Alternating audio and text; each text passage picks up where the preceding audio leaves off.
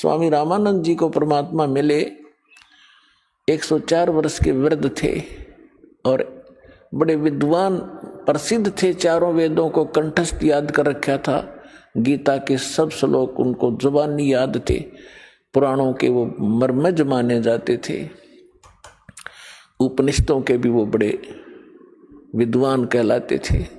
104 वर्ष की आयु हो चुकी थी जब परमात्मा लीला में आयु में 5 वर्ष के थे। उस 5 वर्ष के बालक ने 104 वर्ष के उस वृद्ध की ज्ञान के अंदर घिघी बांध दी। परमात्मा ने एक प्रश्न किया था स्वामी रामानंद जी से कि कौन ब्रह्मा का पिता है और कौन विष्णु की मां, शंकर का दादा कौन है, पंडित जी दे बता। अब रामानंद जी कहने लगे कि क्या बात कर रहे हो, इनके कोई माता पिता नहीं, ये तो स्वयंभू हैं। परमात्मा ने कहा कि मोती मुक्ता दर्शत नाही, ये जग है सब अंदरे, दिखत के तो नैन चश्म, इनका फिरा मोतिया बंदरे। ये विद्वान कवावे और कख पता नहीं न सदग्रंथों का। जैसे किसी को मोतिया बिंद का रोग आंखों में हो जाता है, उसकी आंखें स्वस्थ दिखाई देती है लेकिन उसको दिखता कुछ नहीं, वो दूसरे को स्वस्थ दिखाई देती है, उसको स्वयं को कुछ नहीं दिखाई दे रहा। इसलिए परमात्मा बताते हैं कि मोती मुक्ता दर्शत नाही, मोक्ष मार्ग रूपी जो मोती है, जो वास्तविक साधना है, इनको ज्ञान है, वो ज्ञान का पता नहीं। और ये दिक्कत के तो नैन चश्मिन का फिरा मोतिया बंदरे। तो परमात्मा ने कहा कि आप शिव पुराण को पढ़कर देखिए स्वामी जी, रुद्र संहिता,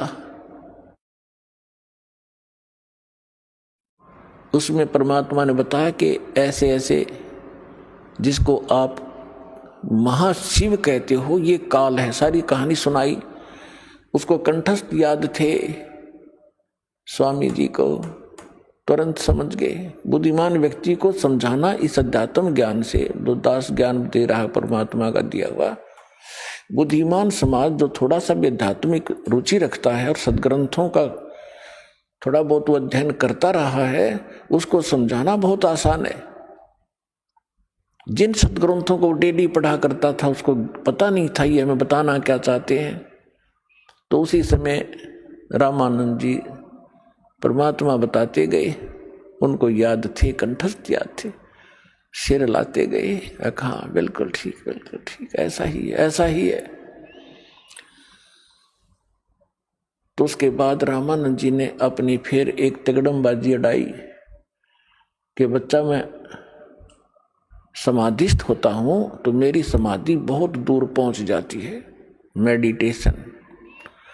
परमात्मा ने कहा कि लगाइए आपकी समाधि, देखते हैं कहां तक जाती है। स्वामी रामानंद जी ने, उनका रोज का अभ्यास था, 1 सेकंड में समाधिस्थ हुए। कहते हैं योग युक्त प्राणायाम कर, जीता सकल शरीर, त्रिवेणी के घाट पर वो अटक रहे बलबीरे। त्रिवेणी के वहां जाकर 3 रास्ते हो जाते आगे चल के। अब जंगल के अंदर तो एक ही रास्ता विचलित, 2 ही रास्ते विचलित कर देते हैं। अननोन व्यक्ति को जो कभी पहले उधर ना गया हो, वहां जाके विचलित हो गए, खड़े हो गए। तो परमात्मा वहां दिखाई दिए कबीर साहब उसी उम्र में, एज में 5 वर्ष की आई, और उनसे पूछा कि स्वामी जी अब कहाँ जाओगे। ये उन्होंने बताया कि तीनों रास्ते बंद हैं और ये रास्ते आपके लिए उस समय खुलेगा जिस लोक की, जिस इष्ट की आपने साधना कर रखी है, उस समय आपका वो ये रास्ता खुलेगा, लेफ्ट वाला। और ये एक सुरंग है, सीधा रास्ता है, गैलरी है। सबसे पहले उस गैलरी में सेक्रेटरीएट समझोइए, और वहां सबसे पहले धर्मराज का दरबार आएगा। वहां आपका अकाउंट लिया जाएगा और जिस भी इष्ट की आपने पूजा की है उसी लोक को आपको भेज दिया जाएगा। और जो राइट का रास्ता है ये अलग से एक स्थान है, 88,000 खेड़े बताए हैं, 88,000 द्वीप हैं ये।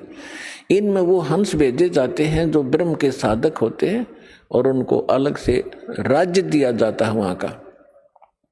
और जो सामने वाला रास्ता ये ब्रह्मरंध्र है, ये सामने वाला रास्ता ये ब्रह्मरंध्र है। ये तुम्हारे किसी मंत्र से नहीं खुल सकता, ना ओम मंत्र से, ना ओम नमः शिवाय से, और ना ही तुम्हारे अन्य किसी जाप से।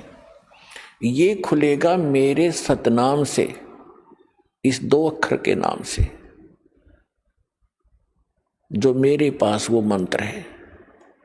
रामानंद जी से कहा परमात्मा ने कि आप कोशिश करो अपने सब मंत्र जंत्र जो आपने आज तक साधना की है, आपने तो 16 वर्ष की आयु में भक्ति स्टार्ट की थी, 104 वर्ष के हो गए, जो करना था कर लिया। अब प्रयोग करके देख लो आपकी वो साधना कितनी सफल है, सक्षम है। अब रामानंद जी ने सारे जंतर मंत्र कर दिया, वो गेट ना खुला तो परमात्मा ने कहा मैं खोलूं। श्वास सिमरण किया मालिक ने, वो तो परमात्मा थे लेकिन हमारे लिए संदेश छोड़ गए कि आपको जो मंत्र दिया सतनाम का ये एक अनमोल और बहुत पावरफुल है। परमात्मा ने सिमरण किया, सामने का वो बजर कपाट खुल गए। तब रामानंद जी को परमात्मा उसके अंदर से आगे लेकर गए। जिस ब्रह्म को आप निराकार बताते थे ये सामने बैठा, परमात्मा ने दिखा कि वो बैठा, देखो ये है उत्तरा महाशिव, इसको महाविष्णु भी कहते हो, मां ब्रह्मा भी कहते हो। ये ब्रह्मा विष्णु महेश का पिता है और ये काल है 1,00,000 मानव शरीरधारी प्राणियों को नित खाता है। तुम्हारे को मूर्ख बना के फंसा रखा है इसने, स्वार्थवश आपसे संतानों उत्पत्ति करवाता और खाता ये है जैसे कसाई बकरे पालता है, उनकी कितनी केयर टेक करता है, कितनी संभाल करता है। नर और मादा उनको छोड़ देता है इकट्ठे करके, वो समय आने पर संतानों उत्पत्ति करते हैं और खाता कसाई है या उसको अपने स्वार्थवश बेचता है। यही स्थिति तुम्हारे इस ब्रह्म की है, परमात्मा ने बताया। अब रामानंद जी सब देख रहे हैं, सुन रहे हैं। फिर परमेश्वर उनको 11वें द्वार से पार किया जिसमें अक्षर पुरुष का लोक प्रारंभ होता है। अक्षर पुरुष के सातसंग ब्रह्मांडों को पार करके परमात्मा पहुंचे 12वें द्वार पर जहां भंवर गुफा है, और उसको पार करके सतलोक में प्रवेश किया। वहां जाकर क्या देखा रामानंद जी ने कि परमात्मा सत्यपुरुष सिंहासन पर विराजमान है, तख्त के ऊपर, सिर पे चौर, सिर पे छत्र है, एक मुकुट है सफेद, और एक बहुत बड़े मंदिर नुमा गुम्बज के अंदर उसके सेंटर में परमात्मा विराजमान है। उनके एक रोमकूप में करोड़ सूर्य मिला दे करोड़ चंद्रमा, ऐसी रोशनी उनकी छवि परमात्मा की है। पूरी बॉडी की कितनी होगी आइडिया लगा सकते हैं। कबीर साहब 5 वर्ष के बालक के रूप में चंवर उठाया जो वहां रखा था, और जो सिंहासन पर बैठे थे परमात्मा उस पर चंवर करने लगे, जैसे एक सेवक यहाँ गुरुजी पर करते हैं, ऐसे कर रहा था। अब रामानंद जी सोचने लगे कि कबीर तो यहाँ का कोई गण है, देव है, और सचमुच ये अमर पुरुष तो ये बैठी है तख्त पर सिंहासन पर। इतने में क्या हुआ, अमर पुरुष दिखाई दे रहे थे, वो खड़े हुए और 5 वर्ष के बालक को करबद्ध होकर संकेत किया कि बैठो भगवान, ग्रहण करो अपना सिंहासन। जब कबीर साहब उस सिंहासन के ऊपर उछल कर बैठे और चंवर वो परमात्मा करने लगे, उस बालक जो अनंत कोट ब्रह्मांड के सिंहासन पर बच्चे रूप में परमात्मा विराजमान हुए, कबीर जी। अब वो वयोवृद्ध स्वामी रामानंद जी कंफ्यूज हो गया कि भगवान कौन सा फिर इनमें, इतने मोते जो मैं शरीर जो परमात्मा मान रहे थे रामानंद जी, वो 5 वर्ष के बालक में समा गए। अकेले कबीर परमात्मा 5 वर्ष के बालक अनंत कोट ब्रह्मांड के कंट्रोलर के सिंहासन पर विराजमान थे।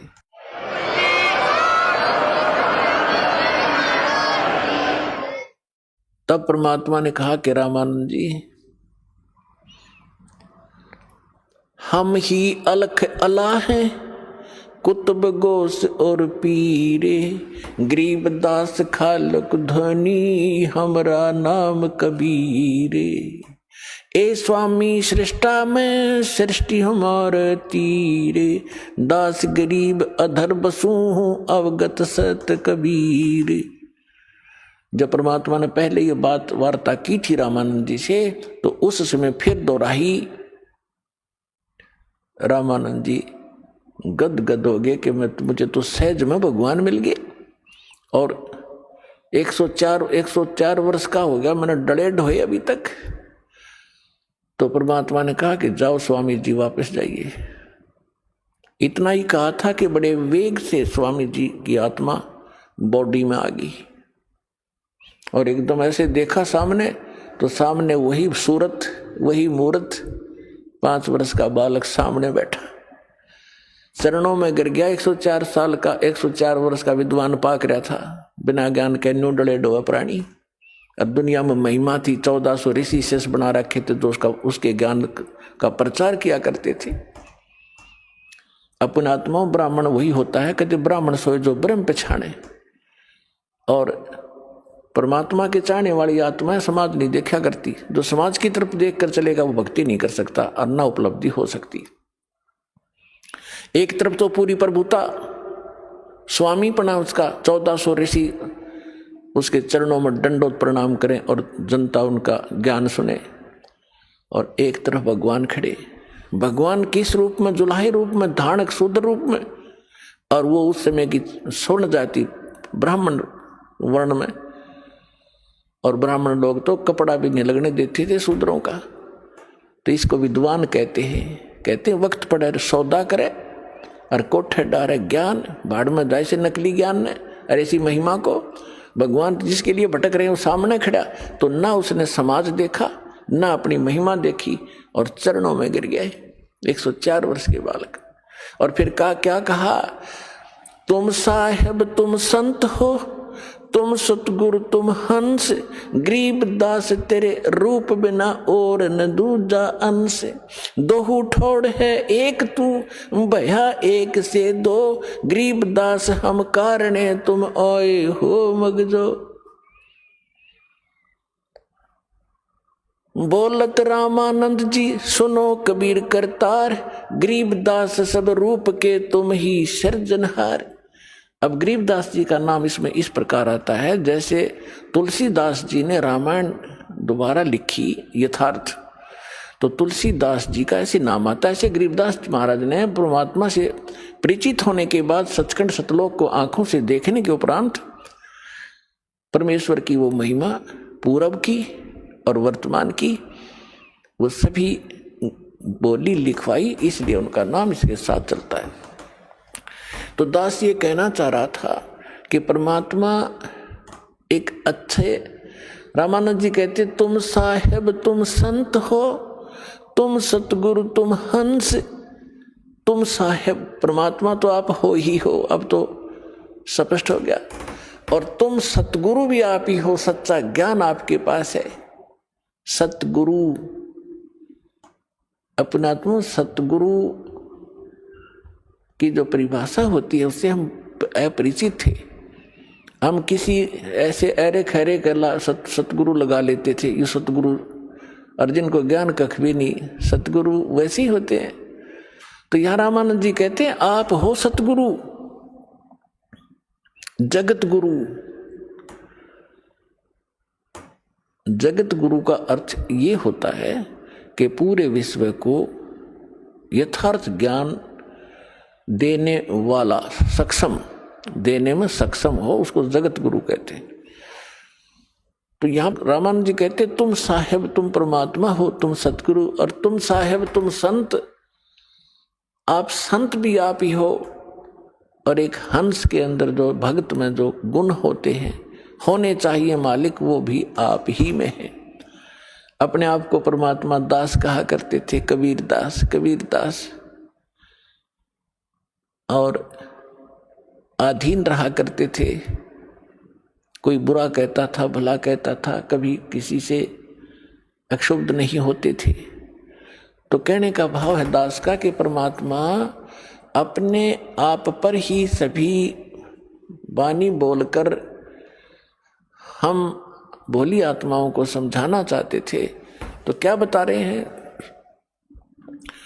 सतगुरु के उपदेश का लाया एक विचार, जय सतगुरु मिलते नहीं तो जाते नरक द्वार। ओए होए, अपने आत्माओं भविष्य के दुखों का हमें ज्ञान नहीं, क्योंकि हम अध्यात्म ज्ञानहीन हो गए। और जिन वो को हम सतगुरु गुरु मानकर जिनका शरण लिए हुए थे, उनको आप कुछ पता नहीं, वो अपने जैसे आप जैसे ही बस नॉलेज रखते थे। तो यहां क्या बता रहे हैं कि भविष्य में कितने कष्ट होते इस प्राणी पर। 84 लाख योन के प्राणियों के शरीरों में आप झांक कर देखो, एक का शरीर झांक लो किसी कुत्ते गधे सुअर का। आज आप क्या खा पी रहे हो, आप कैसे रह रहे हो, आप कितनी सुविधाएं प्राप्त किए हुए हो। और यदि सत भक्ति नहीं की, सतगुरु मिले नहीं, तो सतगुरु मिले बिना भक्ति नहीं हो सकती। तो फिर आपके ऊपर कितना कहर टूटेगा। आपका जीवन नाश हुआ, आपके पूर्व के पुण्य का नाश हुआ, और आगे आपके साथ के बनेगी। अब परमात्मा ने आके हमें बताया है। अब देखिएगा एक कुत्ता, अब उसकी दिनचर्या देख लो एक दिन की, वही पर्याप्त है। सारी रात गली में बैठा रहता है, सर्दी होती है, वर्षा होती है, ओले गिरते हैं, शीत लहर चल रही होती है, गर्मी चल आती है, और फिर सुबह सारी रात भौंकता है कि उसमें गुण ऐसा है, बेमतलब बकवाद करने की आदत है हमारी अब भी है। तो मरने के बाद कोई किसी योनि में जाएंगे, वहां भी यही स्वभाव रहेगा। सारी रात भौंकेगा, भूख लगती है, सुबह उठते ही कहां चलेगा? किसी का दरवाजा खुला और दाव लगा के सीधा कहां पहुंचेगा? रसोई की तरफ भागेगा जहां उसको महक आ रही होगी। अब उसको रसोई में कौन घुसने देगा? अफलातून को, जब तो भगत मनुष्य जीवन खो दिया बकवाद करके, घुटी सूटी ला के, सुनी नहीं किसी संत भगत की। तो फिर वहां से उसको भगाया जाता है, नहीं भागता तो उसका लठ मारेंगे।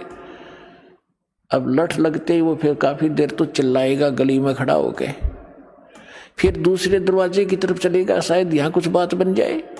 वहां उसकी किस्मत है, उसका लठ मिले, कोई टोक मिले। यदि वहां भी डंडा लग गया तो सीधा बाहर भागेगा जंगल की ओर, और वहां क्या खाएगा? टट्टी खाएगा जाकर। वो पुणात्मा परमात्मा हमें याद दिलाना चाहते हैं, कबीर ये माया अटपटी, सब गट आन अड़ी, किस किस ने समझाऊं या कुएं भांग पड़ी। इस काल ने मनुष्य जीवन में इस जीव का इतनी भांग प्यादी, मान बढ़ाई की, समय पर टूक मिल गए, कोई ठीक बंगला कार होगी, कोई पोस्ट होगी, अफलातून पाक गया। बिना ज्ञान के बकवाद है सारी। और जिस दिन इस तत्व ज्ञान की रोशनी से वो देखेगा अपने भविष्य के इतिहास को, कलेजा हिल जाएगा मानस जीव का। तो ये ज्ञान सतगुरु बिना नहीं बताया जा सकता। और सतगुरु या तो स्वयं परमात्मा ही होते हैं कबीर साहब, या उनका कृपा पात्र, उनका दास विशेष ही होता है। नहीं तो ये कितने दिन हो गए कबीर पंथ में लाखों की संख्या में गुरु हैं और करोड़ों की संख्या में अनुयायी हैं, कोई विकार छोड़ रहा नहीं, किसी का कोई भाव ठीक नहीं, आम इंसान से भी सतर गिरा हुआ इन लोगों का। चाहे कोई किसी भी पंथ को देख लो आप, तो भक्तों के लक्षण जारे होते हैं, उनकी क्रियाओं में भी अंतर होता है, उनके स्वभाव में परिवर्तन होता है। वो सतगुरु बिना नहीं होता। तो अब इस दास को भेज दिया भगवान ने, अपना वही सारा अन्वेषण दे के यथार्थ ज्ञान दे दिया, और सिर पर पंजा उस परमात्मा का दास के साथ रहता है। तभी हम सफल हो रहे हैं। एकदम सबके विपरीत ज्ञान, और जिस लाल को हमने रिजेक्ट करके कौड़ी समझकर कूड़े में डाल रखा था, आज उस कौड़ी को जो हम कौड़ी मानते थे वो लाल था, उस लाल को लाल सिद्ध कर रहा है। यानी कबीर को भगवान, भगवान को भगवान सिद्ध करने में इतना कठिनता आ रही है दास को, और जो भगवान नहीं थे उनको हम दंत कथा लोक वेद के आधार से हर्ष स्वीकार किए बैठे थे। तो इतना विरोध, भयंकर विरोध हो रहा है, और उसके बाद हम सफल हो रहे हैं, क्योंकि सत्य के सामने असत्य के पैर नहीं होते, वो ज्यादा समय टिक नहीं सकती। तो परमात्मा ने अपने बच्चों तक इस ज्ञान को पहुंचाना है। पहले उस काल ने अपना जो कहा था कि मैं ऐसे ऐसे करूंगा, उसने सारा कुछ कर लिया। अब परमात्मा ने भी कहा था कि जब कलयुग 5500 वर्ष बीत जाएगा तब मैं फिर से अपना एक दास भेजूंगा या स्वयं आऊंगा, और फिर तेरे सारे जितने दाव पेच से सब काट दूंगा, कटवा देंगे। जैसे काल ने दाव लगाया था कि पहले मेरे दूत जाएंगे और सबको मिसगाइड करवा दूंगा, उल्टे ज्ञान पर आधारित करवा दूंगा। पहले अंश हमारा जाई, पीछे अंश तुम्हारा आई। 12 पंथ करूं मैं साजा, नाम तुम्हारा ले करूं आवाजा। 12 पंथ नाम जो ले ही, सो हमरे मुख आन समोही। जाओ जोग जीत संसारा, जीवन माने कहा तुम्हारा। जीव तुम्हारा कहा न माने, हमारी ओढ़ हो बाद बखाने। और अनेक पंथ चलाऊं, या विद जीवों को भरमाऊं। तब परमात्मा ने कहा था कि तू कर लेना जो तूने करना है। फिर हमने धर दिया समय, हमने ये ठीक रख दी, जब कलयुग 5500 बीत जाएगा फिर हम आएंगे या अपना कोई दास भेजेंगे। दास भेजा है तो परमात्मा साथ है, तो वो ही समझो साथ ही है, उनकी कृपा से सारा कुछ हो रहा है।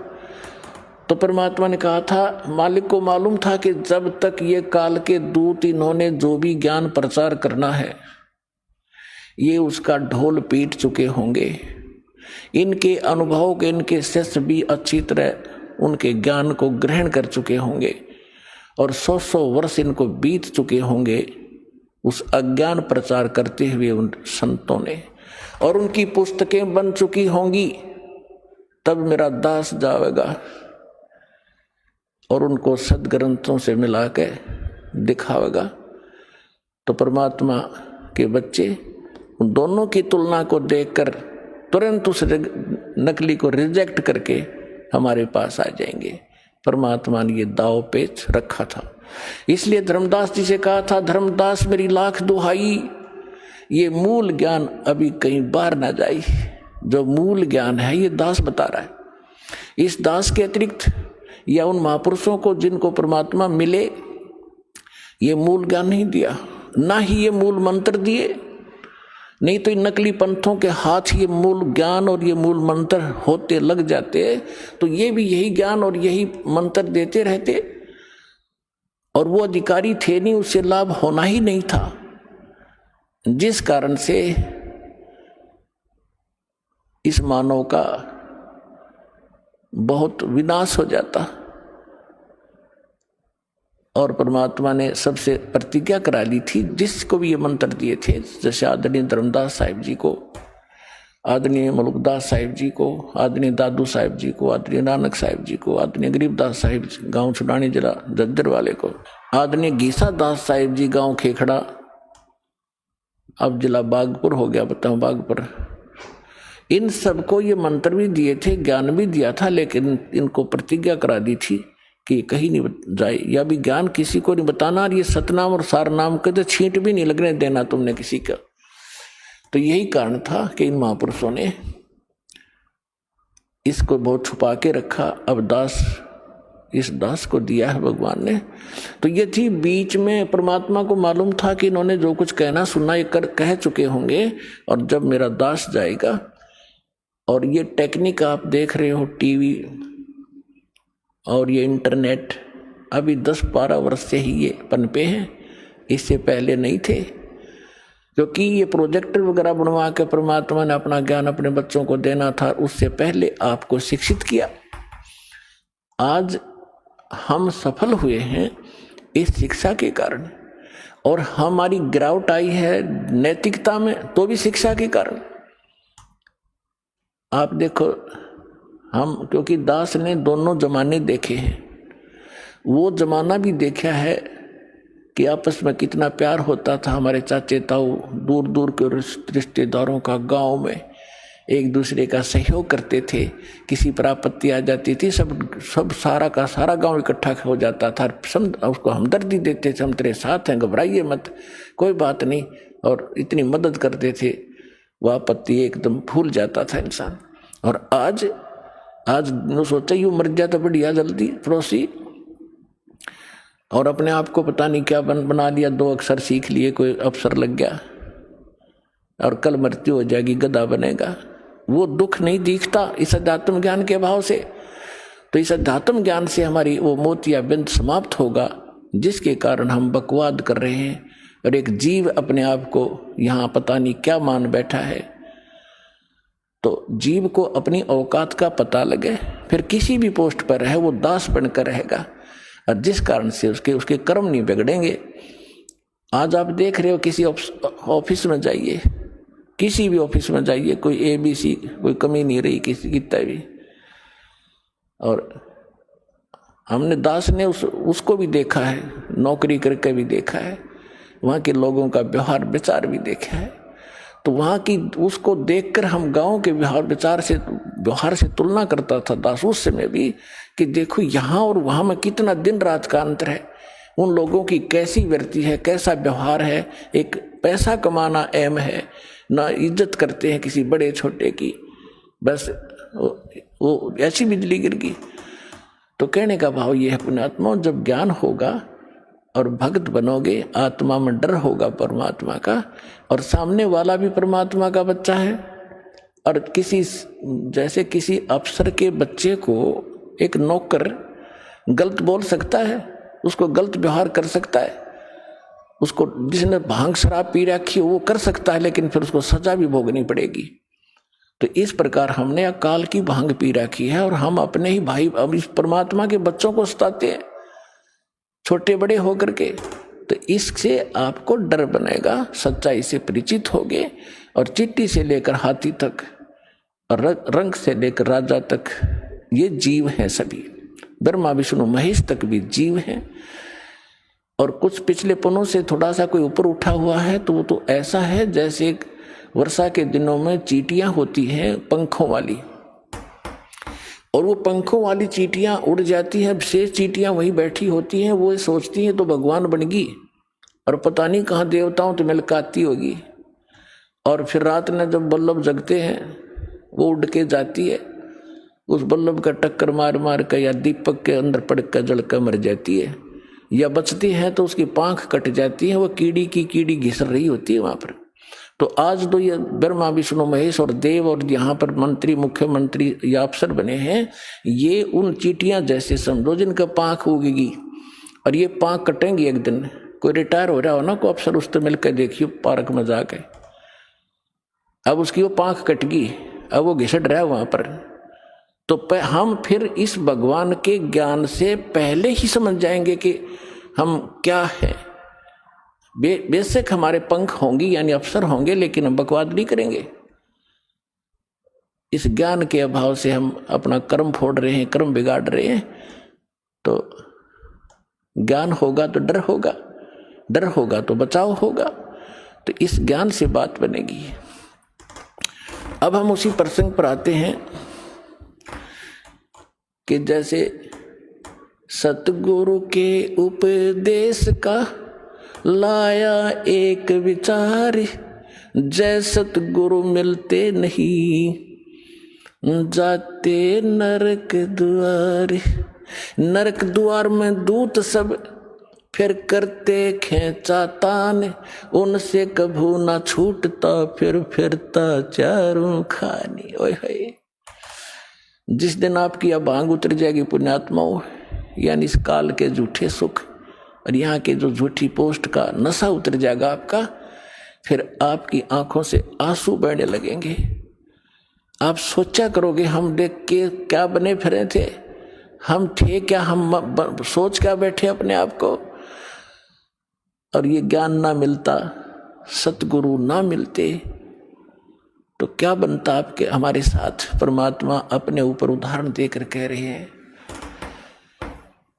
कि जैसे यहाँ से जो मृत्यु हो जाती है, चाहे रंक हो चाहे राजा, सभी मरेंगे और यम के दूत उनको पकड़ कर ले जाएंगे जो सत भक्ति नहीं करते। और भक्ति भी कर रहे हैं वो गलत कर रहे हैं, शास्त्र विदिता का मनमाना आचरण कर रहे हैं, तो सभी एक सत्र के प्राणी हैं। जो ना कर रहे और गलत कर रहे हैं उनको यमदूत पकड़ कर ले जाते हैं। फिर वहाँ धर्मराज के दरबार में आपका अकाउंट करवा के फिर वो उठा कर लठ ऐसे हाँकते हैं लाखों की संख्या में, जैसे डांगर पशुओं का लठ मार मार के और फाटक में रोक्या करें अंदर, और वो वापस भाजे क्योंकि आगे हाहाकार वहाँ श्री नरक में। और उन सबको कहा कि चलो, लाखों की संख्या में चारों तरफ यम के दूत लठ लिए खड़े, सीधे बाल्य ठोके। इस सूक्ष्म शरीर के अंदर प्राणी मरता नहीं, लेकिन पीड़ा बहुत होती है इसको। तो वहां वो यम के दूत लठ मार मार कर उनको उस नरक की तरफ, उस गेट में आगे सरकाओ, वो पीछे भागे। कहते वो खेचा ताड़े पाछे तो बाले लाकर फिर जबरदस्ती ठोक दिए जाते नरक में। और उसके बाद फिर नरक भोगकर कहाँ जाते, 84 लाख योनियों के इन जीवों के दुखों को भोगते हम। पुण्यात्मा, आज आपको जरा सा महसूस हो रहा है क्योंकि समय पर टूक मिल रहे हैं, कोठी बंगले बना के आप निश्चिंत हुए बैठे हो। अब इस एंटीबायोटिक, इस ज्ञान से, इन कैप्सूल से आपका नशा उतारा जाएगा। पहले तो जब नशा उतर जाएगा जब तो आप आगे चलोगे, नहीं तो यहीं बैठे बैठे टूल ले जाओगे। तो पहले आपका नशा उतारा जाएगा इस सत्संग के माध्यम से। और सतगुरु बिना सत्संग हो नहीं सकता, जो कितनी बात बनाओ वो साची कह नहीं सकता, उसके पास सत होती नहीं, उसकी बात में दम नहीं होता। वह कहते हुए सोबर सोचता है कहीं तेरी झूठ ना पकड़ी जा। और यह सारे वचन सत्य हैं, सारा ज्ञान सत्य है, सब मंत्र सत्य है, और भगवान हमारा सत्य है, सत साहिब है। तो क्या बताते हैं भगवान के नरक द्वार पे, नरक के गेट पे दूत सब वो करते खेचा ताड़, और उन ते कभू ना छूटता, फिर फिरता चारू खान,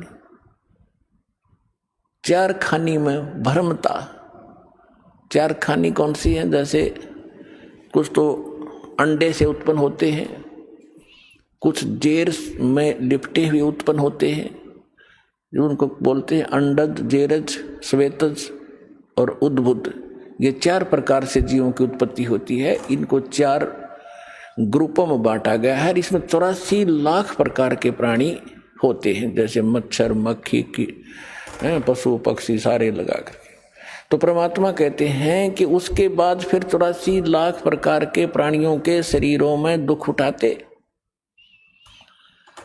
4 खानी में भरमता और कभू न लगता पार, सो फेरा सब मिट गया मेरे सतगुरु के उपकारी। ओए होए, अब क्या बता रहे हैं परमात्मा कि इतना आपको बाईपास निकाल दिया सतगुरु ने।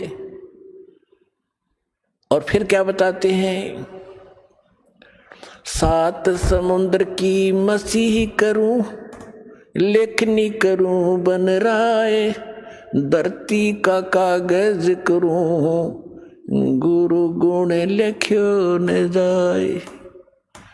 अब लिख के दिखाओ गुरु के गुण, ऐसे सतगुरु के गुण जो इतने दुखों से आपको बचाएगा। एक कुत्ते की जीवनी लिखने लग जाओ, उसके पास गधे की लिखो,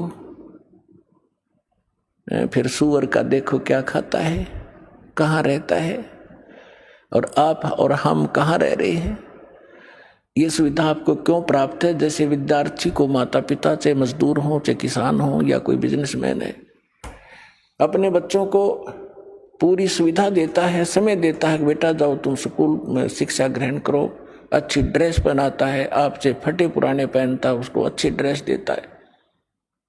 और जो बच्चा उस विद्या काल में शिक्षा समय के अंदर बकवाद करता है, शिक्षा ग्रहण नहीं करता है, आगे जाकर उसको कितना कष्ट होता है।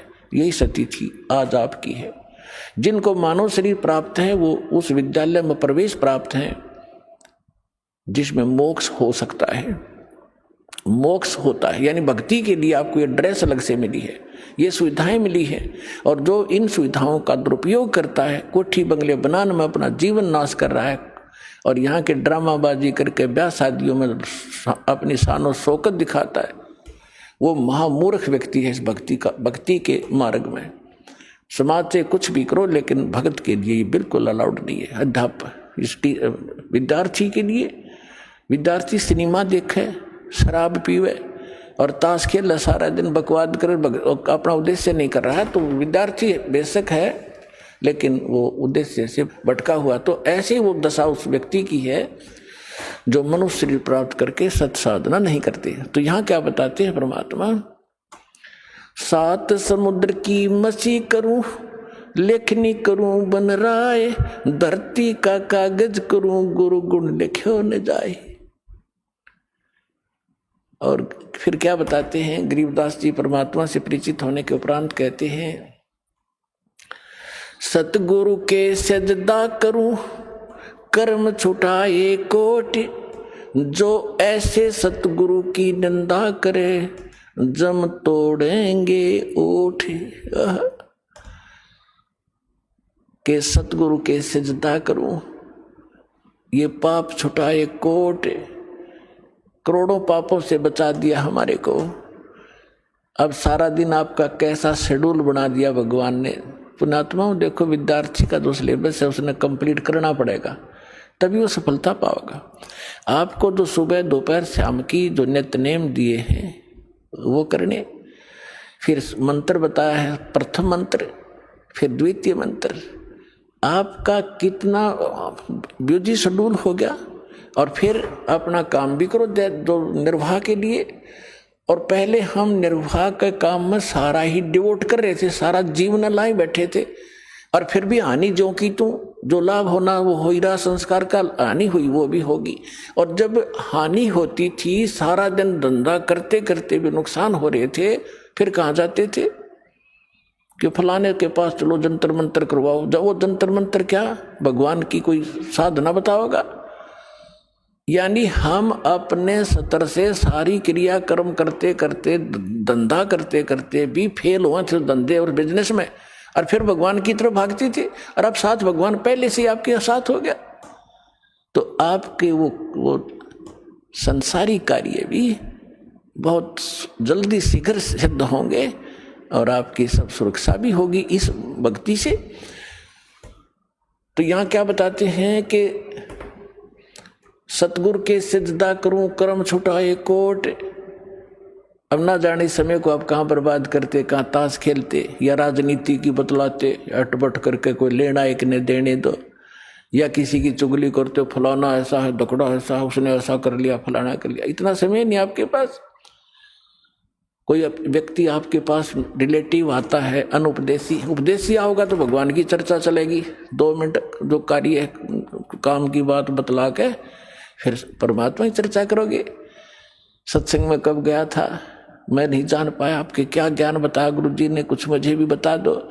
यानी इस तरह की जिज्ञासा आपके मन में बनी रहेगी, तो वो सारे पाप छूट गए। और फिर हमारे को एक ऐसा सौंप दे दिया, साबुन दे दिया भगवान ने, कि जैसे हम प्रतिदिन कपड़ा पहनते हैं, और वो प्रतिदिन पहनने से स्वाभाविक जिस क्षेत्र में हम रह रहे हैं वो मैला भी होता है, तो सुबह उसको धो ले साबुन और जल से तो फिर साफ हो जाता है। तो जानबूझ कर को गारा में घसीट है, वो तो मूर्ख था, पहले हम जानबूझ कर गारा में घसीट रहे थे इसने, तो अब तो हम जानबूझ कर अपने पाप इकट्ठे करा को नहीं। अनजाने में कोई होंगे तो उनके लिए हमें मंत्र सारी सिद्ध क्रिया बता दी, ये डेली हमारा अंतःकरण साफ होता रहेगा, हम स्वच्छ बने रहेंगे। तो यहाँ कहते हैं ऐसे सतगुरु की कोई निंदा करे तो गरीबदास जी कहते हैं जम तोड़ेंगे होठ। यानी ऐसा बुरी तरह पीटेंगे चाहे कितना लागो, मुंह पर लागो, सिर में लगो, ऐसे लठ मारेंगे तुम्हारे। ऐसे संत की जो निंदा करते हैं। फिर क्या बताते हैं, सगुरु मानुष कर जानते ते नर कई है अंध, ओहे दुखी संसार में फिर आगे काल के फंदे। अब क्या बताते हैं कि गुरु को यदि आप मनुष्य एज ए मैन ट्रीट करोगे तो अधूरे रह जाओगे। जैसे पुण्यात्माओं, एक गणित के अंदर एक प्रश्न आता है, क्वेश्चन आता है, और जिसमें मूलधन ज्ञात करना होता है, तो ओरिजिनल मूलधन तो अरबों और करोड़ों में होता है। उस अरबों और करोड़ों के मूलधन को प्राप्त करने के लिए सपोज करना पड़ता है कि मान लो मूलधन 100 रुपये। हालांकि वो 100 रुपये मूलधन नहीं होता, लेकिन उसको माने बिना हम ओरिजिनल मूलधन प्राप्त नहीं कर सकते, अपना प्रश्न हल नहीं हो सकता और हम फेल हो जाएंगे। इसलिए परमात्मा ने बताया है कि मान लो आपके गुरु जी जो हैं ये भगवान है, परमात्मा है। अगर इस दास के स्थान पर परमात्मा आए 600 वर्ष रह के चले गए, हमने उनको भगवान नहीं माना, सुख भी मिले, दुख भी दूर हुए, ऐसी अनहोनी घटनाएं टली हमारी, सोच भी नहीं सकते थे। आज भी वही कबीर साहब कर रहा है, दास को तो निमत निमत बना रखा है। पुण्यात्माओं ये सत्कर मान लो। कहते करे करावे साइया मन में लहर उठा, दादू से दर जीव के वो आप बगल हो जा। और उस समय तो स्वयं आए हुए थे, इतने सुख दिए और मुर्दे तक जीवित किए, लेकिन इन नकली संतों काल के दूतों ने भगवान को, लाल को कौड़ी बताया, भगवान को भगवान नहीं मानने दिया। तो हमने उनको गुरु नहीं माना, जिस कारण से वो छोड़ गए हमारे को। और लेकिन दयालु हैं, आपको चार्ज करके इतनी आशीर्वाद दे दे के, और आपको प्रथम मंत्र दिया गया था 5 नाम का, जो बीच बीच के आपके नाम है। अब जो कंप्लीट कोर्स तो अब देना था ये, तो उससे भी आपको इतना लाभ मिल गया कि कुछ संसारिक धंधे आपके ठीक होते रहे, सुख होते रहे काल के, और फिर मनुष्य जीवन अधिक प्राप्त हो गए, जिस कारण से आज आप मनुष्य जीवन प्राप्त करते हुए आ रहे हो। और आपके अंदर कैसे गुण हैं, एक देवता जैसे।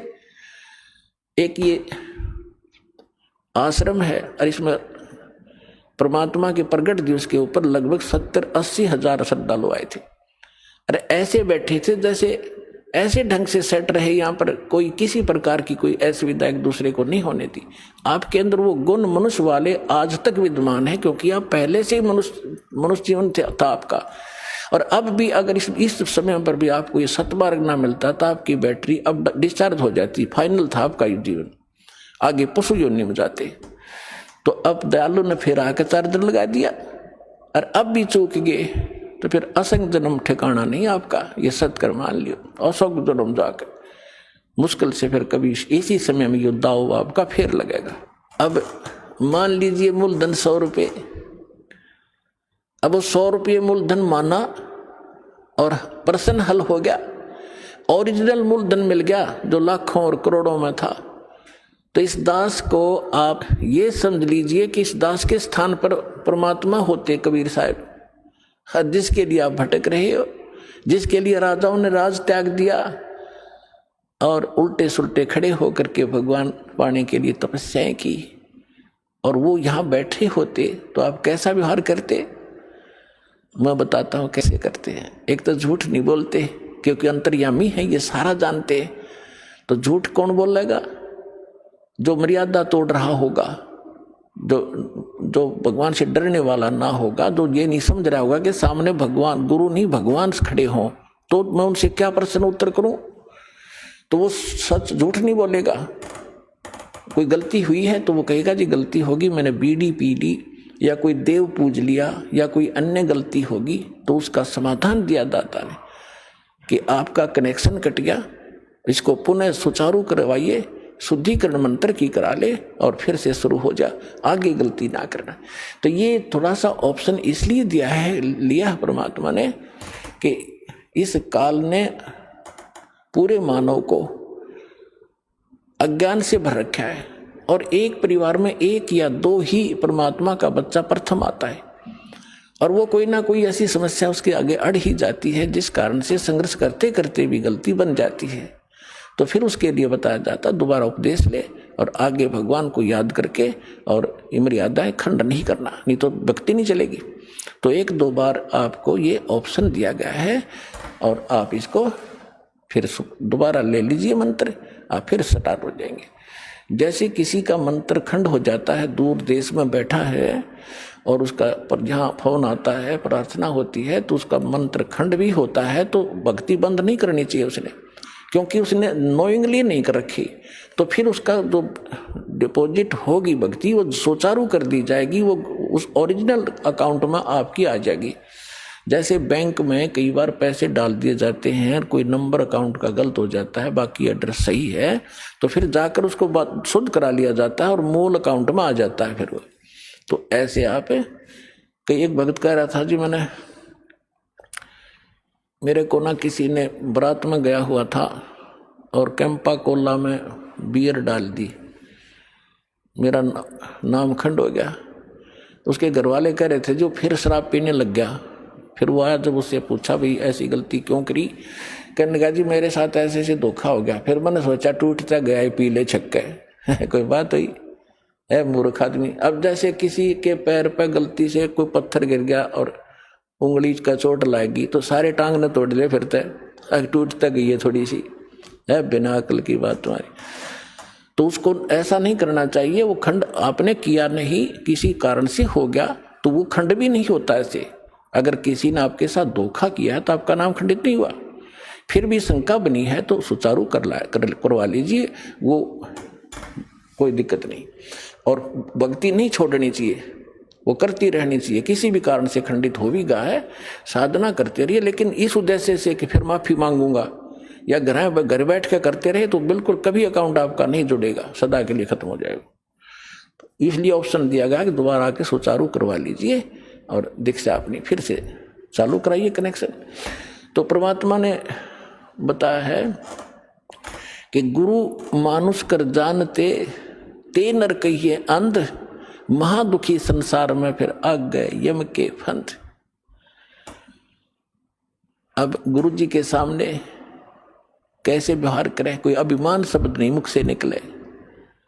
जिन बातों से गुरु दुख पावे उन बातों को दूर भगावे। जिन बातों गुरु किन बातों से दुख पाओगा, आप कोई गलती कर रहे होगे या कोई मर्यादा भंग करते हो, हमारे अनुकूल नहीं चल रहे हो, तो गुरु जी दुखी होते हैं। इसलिए उन बातों को तुरंत त्याग देना चाहिए जिससे गुरु दुख हो। गुरु दुखी तो भगवान दुखी, और भगवान दुखी होगा तो काहे के भगतम। तो यहाँ कहते हैं गुरु मानुष कर जानते ते नर कहीं है अंध, होवे दुखी संसार में फिर आगे काल के फंद।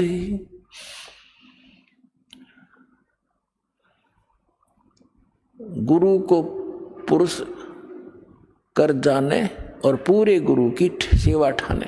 तो जो प्रसंग चल रहा है कि आप जी ने गुरु जी को परमात्मा मानना चाहिए, गुरु जी को एज ए गॉड ट्रीट करना चाहिए। क्योंकि जब आप यहाँ से शरीर छोड़कर जाओगे, जैसे आपको कथा सुनाते हैं कई बार कि अजाजिल नाम के एक भगत थे, जैसा उनको गुरु मिला उसने अपने उस साधना की परिणाम यज्ञ ही किया उसने, और वो वहां जाकर उसकी परीक्षा हुई तो फेल हो गया। तो खाक परीक्षा की, खाक उसने साधना की, सामने लड़का खड़ा कर दिया और उसके वचन का है, और भगवान कह रहे हैं परिणाम कर, फिर अपनी औकात नहीं भूला वो। तो तुरंत अगर उसमें सच्चे ढंग से की होती तो वहाँ अकड़ मिलती ही नहीं, उसमें वो अभिमान ही नहीं मिलता, तुरंत कर देता। अपने बालक को, अपने बच्चे को हम कंधे बैठाते हैं, अपने बेटा बेटी को सिर पर बैठा लेते, ऐसे कंधे बैठा कर उसके दोनों पैर पकड़ लेते। तो वहाँ क्या दिक्कत थी उस मूर्ख को, बिना ज्ञान के ऐसे मार खाता इंसान। तो पुण्यात्मा, जब आप यहां से शरीर छोड़कर चलोगे, ठीक आपकी साधना जो कर रखी है वो जैसे मूल कमल से चलोगे, और मूल कमल से चल के फिर आपका जो सब, क्योंकि मूल कमल फिर स्वाद चक्र, नाभि चक्र, हृदय कमल, कंठ कमल, फिर त्रिकुटी पर पहुंचोगे।